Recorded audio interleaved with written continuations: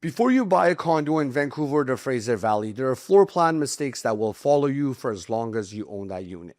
And no, I'm not talking about minor inconveniences. I'm talking about layouts that sit on the market when everyone else is selling. The units that get lowballed because buyers can just feel something is off even when they can't explain what it is. And the floor plans that developers are still selling right now in pre-sales, in assignment listings, in brand new buildings that you should be running away from. I'm Ruzi Najafi with the TK Group, a realtor here based in Greater Vancouver.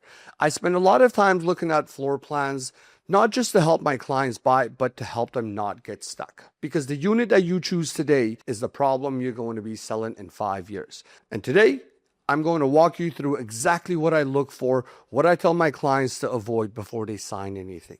And if you want help identifying the right unit for your specific situation, the link to book a call with me is in the description below.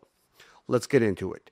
Here's what we'll be covering. First, the floor plan feature that quietly destroys resale value and that developers are still building right now. Second is the layout that buyers consistently love and why they move faster and sell for more. And the third, the one feature I look for above everything else when recommending a condo to a client. Let's start with what to avoid because this is where most buyers get burnt. The first one is the junior one bed. You'll see these marketed as one bedroom units. Well, guess what, guys? They're not.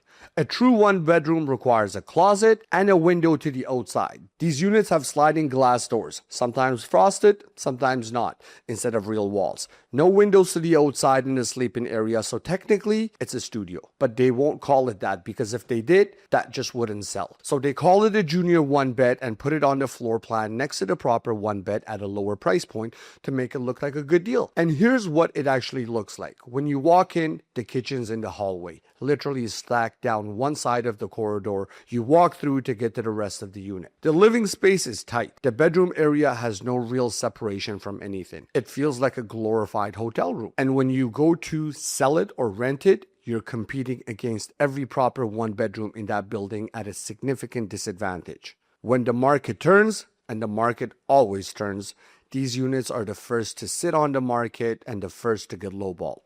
Avoid them unless the cash flow math is bulletproof and you're never planning on selling it. The second thing I want to watch out for is the inside corner units. These are the units tucked into what I describe as the armpit of the building. You can spot them easily.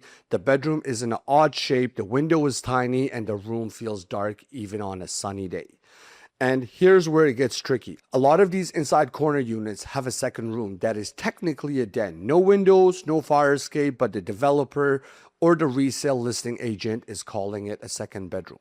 Always verify. A legal bedroom requires a window to the outside and a closet. If there's no windows or closet, there's no bedroom. You want to know you're buying a one bedroom and den at a one bedroom and den price, not at a two bedroom pricing for a product that will resell like a one bed. Inside corner units consistently sell for less and sit longer. If you have the option between an inside corner unit and anything else, guys, take anything else. The third issue is the shared bedroom walls. This is extremely common in two-bedroom layouts, and it is one of the most overlooked resale killers out there. The setup looks fine on paper. Two bedrooms side by side, both reasonable sizes, decent living space. But here's the reality. The person in the primary bedroom has the ensuite. The person in the secondary bedroom has to walk out into the main living area, sometimes past the kitchen, sometimes past the couch, just to use the bathroom. If you have kids, that's a problem. If you like having people over, that's a problem. If you have a roommate, that's a problem. And the shared wall itself means noise travels freely between bedrooms. Zero privacy on either side. These units sell, but they sell for less, and buyers always negotiate harder on them because they feel the compromise even if they can't name it.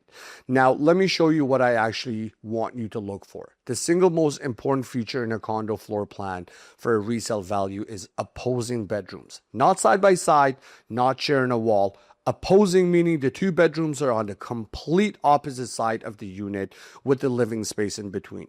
Adults on one side, kids or guests on the other side. No noise bleed, genuine privacy. Completely different experience from everything I just described. When I show buyers a floor plan with opposing bedrooms versus one without, the reaction is immediate. They feel the difference before I can even explain it. And the feeling translates directly into faster sales and a stronger offer when it's your turn to sell. If you can find a 2-bedroom, 2-bathroom unit with opposing bedrooms, you're looking at the most sellable condo product in this market. If the same unit has a den, even without a window, just a defined flex space, you're looking at something that is genuinely rare and genuinely valuable. That is the floor plan I tell every client to prioritize. Now, a few other things I want you to watch for when you're reviewing a floor plan. Define living and dining areas. Not a kitchen that opens into one big room with no separation. An island or peninsula that creates a natural boundary space for a proper dining table and a living area that feels like a living area, not just a far end of the kitchen. The right bathroom configuration. Showers belong in the ensuite. Bathtubs belong in the main bathroom for families with kids. Developers get this backward constantly, and it matters more than most buyers realize until they're living in it. Washer and dryer placement. You want a dedicated laundry closet, not a stacked unit in the kitchen or jammed into a hallway.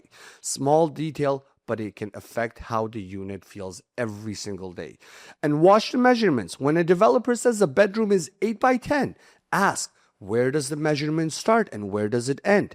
If it runs from the window to the door frame and it includes the closet in a number, that room is not 8 by 10. I have seen bedrooms you can barely fit a single bed into that were listed as 8 by 10 on the floor plan. Always verify before you fall in love with the numbers on a page.